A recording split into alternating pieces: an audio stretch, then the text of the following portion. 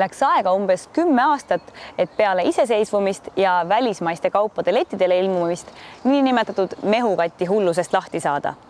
Nüüd peame jälle tähtsaks, et toit oleks pärit kodule võimalikult lähedalt.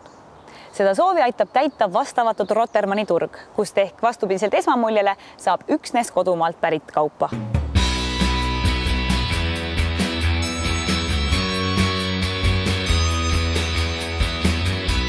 Meie selja taga toimub suur sagimine. Mis toimub? Hakkame tunni aja pärast siin pidulikult Rotermanni 3 turgu avama. See on niisugune ehe Eesti toiduturg, kus kauplevad siis talunikud ja väikekaupmehed. 3 turgu, ma näen siin 1 turgu. 3 tähendab seda, et selle platsi aadress on Rotermanni 3 ja siis on lihtne meelde, et kus turg asub. Kui oluline sündmus sinu jaoks tänase turu avamine on? Hästi oluline. Ma tunnen, et mul on selline nagu koduturg on tekkimas. Et ma ise elan siin lähedal. Kasutan ka muidugi Baltijamaa turgu, aga üldiselt ma just vaatasin siin seda kaubavalikut, et mujalt nagu ei leia sellist kaupa. Et kavatsen olla suur klient. Millistest Eestimaa osadest võime siit toidukaupu leida? Mul on õudselt hea meel tõdeda, et siin on esindatud kaupmehed Peipsi äärest Saaremaani välja. Ja vahepealt siis ka Viljandimaalt ja Harjumaalt ja nii edasi, Tartumaalt. Et siin on kõige kaugemalt siis Peipsiveere köögiviljaühistu, kellel hakkavad siis suve teises pooles ka need kuulsad Peipsi sibulad tulema. Et esialgu on muud köögivilja neil ja Saaremaalt on siin Mamsli pirukapood, kes küpsetab väga häid koduseid pirukaid, näiteks lambalihast. Ja hakkab siin ka tulema peagi värske lambaliha, erinevaid kalatooteid tuleb juurde, et see valik täieneb kogu aeg ja läheb järjest paremaks. Kas need on siin oma küpsetatud leivad? Need on täiesti oma küpsetatud leivad, kõik on käsitsi tehtud, isegi tainas on käsitsi sõtkutud. Nii et iga leib on saanud kaasa natukene salakaubana armastust ka. See on küll väga hea. Kitsepiima seepemüüte, mis need tähendavad? See tähendab seda, et see seep sisaldabki kitsepiima 25%. Ja milleks see seep hea on? Nahk hakkab hingama selle seebiga pestes. Nahapoorid ei sulgu absoluutselt. Ja on veel lisaks kitsepiimale ka teine toimeaine, näiteks mesi, mis säilitab nahas niiskuse ja eriti sobib hästi kuivale nahale.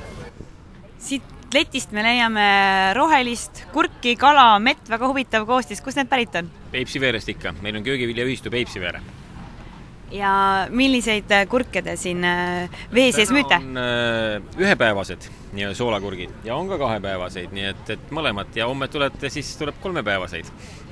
Hampsasid kurki, kuidas maitses? Väga hästi, väga head kurgid on, lemmikud. Kust selja taga olevad kalad pärit? Kõik on Võrtsjärvest. Ise püütud, ise valmistatud ja erinevad valged kalad siis, et on latikas, koha, angerjas,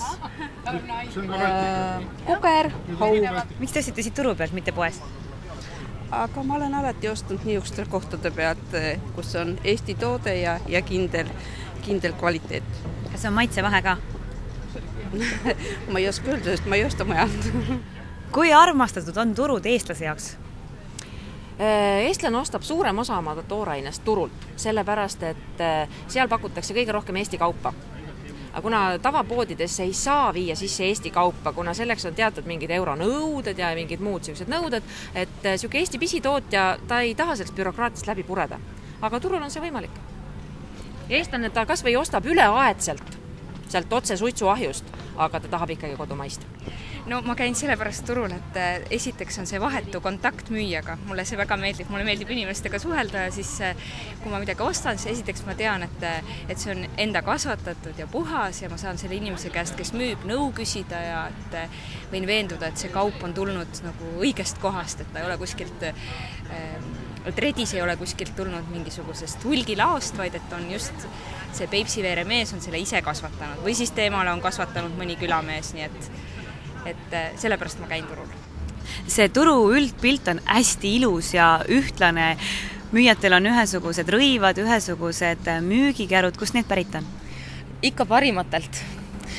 Lasime need kärud disainida Coco arhitektuuribürool, kes on ka ühe siinsetest hoonetest kavandanud, nimelt Rooseni 7 3 torniga maja.